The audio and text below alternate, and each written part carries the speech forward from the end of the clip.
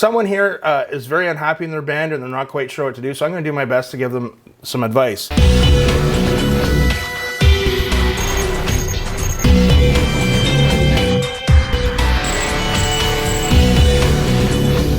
Friends, Brian here for Yes You Can Play Guitar, and this video that I'm about to do today is something a little different. It's a good example of why I started my channel. If you're new to my channel, I am a longtime guitar player, guitar instructor, and professional musician of 30 years. And one of the things I want to do with my channel is help all you out there getting into playing in bands, playing music, gigging, all that other stuff, not make my mistakes, because I had made a lot of mistakes. And you know, hindsight is 20/20. You can look back and go, man, I can't go back and redo things. I'm going to be 50 in a couple of months. I have retired from live performance for some time now, but it's nice to pass on some information to help people, or maybe advice. So a long time ago, I talked about quitting when you're in a band and you quit your band and how to do it the right way. This is a really old video.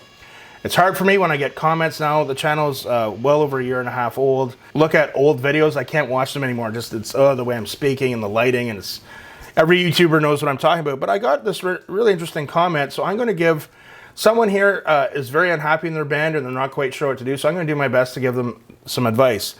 Nooper in Nocti, or Noct, okay? I'm on the verge of quitting my band. Been there, I know what that's like. Reason one is because we've began this project again in early March, and again is in bold, so it sounds like they've been trying to do this a few times. How did he actually do that in bold on a YouTube comment? I don't even know how to do that. In early March, and as of this writing, June 2nd, we've rehearsed with a full band about 3 times. Other times, it's just a lead guitar, a self-proclaimed drummer who moved from keys to drums, and me, the bassist. Reason number 2, we have no drummer. In my opinion, the drummer is the backbone of a band. Very true. If you've been watching my videos for a long time, or even some amount of time, you probably noticed that even though I'm a guitar player, I zero in on the drummer when I do reaction videos. And that's what I do here. I do reaction videos, interviews with bigger names in the with big names in the music industry or guitar industry.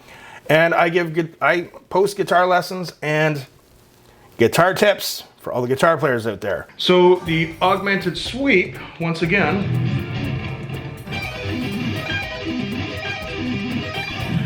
its roots we have traced back to the time 300 AD from St. Augustine. Now, St. Augustine, we know that the movement of the sweep and the arrangement of the notes come from Berber origins. Now, Berbers. So there's no confusion. I do have 2 Patreon communities. One is a reaction community for my reactions. The other is a guitar community for guitar players wanting to learn, get extra lessons, tabs, tips, ask me directly any questions. All kinds of other stuff. So, if you hear about my Patreon, remember, 2 Patreon communities. Okay? The drummer is the backbone of the band. I posted a video a number of weeks ago now saying top 10 red flags of playing in a band. Don't play with a drummer who sucks. It doesn't matter how good of a guitar player you are, how good of a singer you are, or how good of a bass player or keyboardist you are. If you have a crappy drummer, the band's going to suck. I've talked about that at length many times. Okay? And on my Patreon, I go into more details on that kind of stuff. It adds punch and can switch the way a song sounds: loud, soft, energetic, sluggish. The guy we have right now has no creativity whatsoever. How's his meter? Let's look at that too. Can he keep a solid meter, or is he up and down all over the map?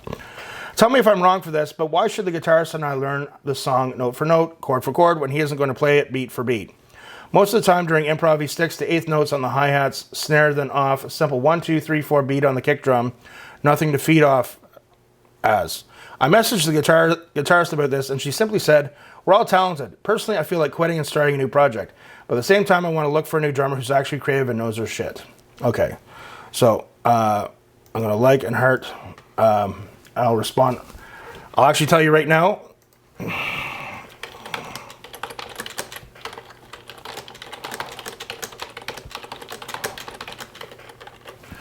Okay. I just posted there and making a video about it. Okay, so first and foremost, I always go back to, what is the band agreement? What is your plan? Is your plan to just write songs? You want a gig? Do you want to have a band that's a business? I don't know what your band agreement is.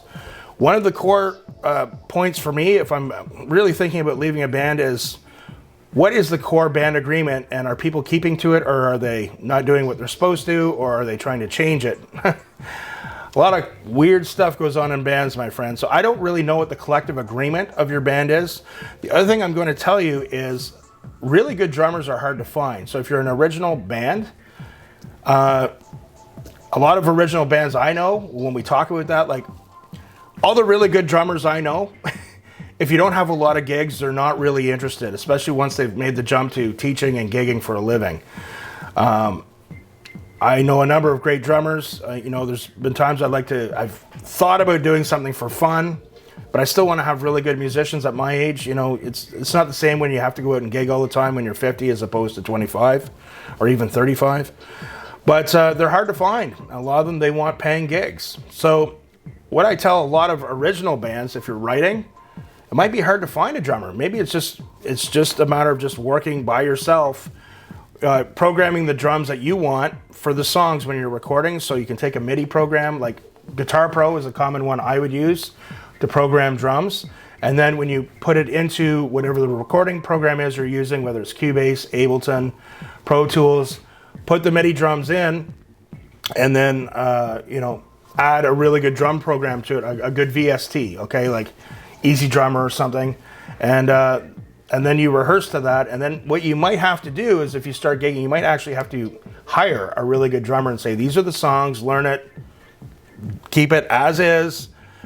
You might have to, what do you want to do? Like, again, I don't know what your band agreement is, but if it's to write original songs and get out and play, you might have to hire, just do the drums yourself, program them like I said, go out and hire a really good drummer who will be professional for a while, and then when your band starts getting some traction and maybe more gigs, then you can look at bringing someone on board who fits the bill and is going to be there long term. They see the vision of the band and want to stick with the band and be part of the whole movement. It sounds like the keyboardist switching to drums, you know, that's tough. The drums, it's very important. You need someone who's really has the training, you know, they've got the great meter, their rolls are in time. So, you know, I even tell a lot of my students now, like I teach guitar in person. That's my other job besides YouTube. I don't teach the heavy. I used to have 100 students a week years ago. It's so hard to do that. You burn out. I have a smaller amount of students that I teach now, and I enjoy it a lot more. But I tell them, I say, you know, like when you start jamming with people, you might have to, you know, bend a little with the quality of musicians, but you're getting experience. But I think for what you're doing, you might be better off just either sticking with the guitar player and kind of saying to the drummer, look, you're not really a drummer, just stick to keyboards, let's write songs, we'll just write the drum parts, program them, rehearse to them, and just get some gigs, but hire a really professional drummer to come in. You know, it might cost you an extra, I don't know, money-wise what you would pay, but like pay them an extra $100 or something. Just say, we need you to learn the songs as it is and keep it like that. And so you can either, with quitting this band, you can either keep putting up with how it's going, it doesn't sound like it's going to change, or you could apply what I told you, or if it's really eating away at you and you're just really not happy, but it sounds like you have a good connection with the guitar player, you can either talk to them and say, you know, but one thing I'll tell you on your way out, if you do decide to quit, don't get into the finger pointing and saying, hey, you did this and you didn't do that, you didn't. You know, there's always a nice way of trying to bring things up. When I was younger, I wasn't always the best. I had a very intense personality. I didn't have the best way of always communicating with people when I was unhappy. But don't be sending emails. Do it in person or over the phone. And I don't mean texting. And just say, hey, you know what? I don't know. This just isn't clicking for me. But even that, be careful. Just say, hey, you know, I think I'm going to try some other stuff, or I've been writing some of my own music. I want to give that my time. But try not to point the finger and say you, or send a long email, or keep it short and sweet, you know. Depending on your relationship with them, those would be my suggestions. But if it's really eating away at you, all right, I hope that helps. Newport and Nocti, let me know how it goes. Remember, guys, practice hard, practice smart, no excuses. Any other people, questions about your band, what you should do, send me a comment or send me an email at yesyoucanplayguitar@gmail.com. We'll see you soon.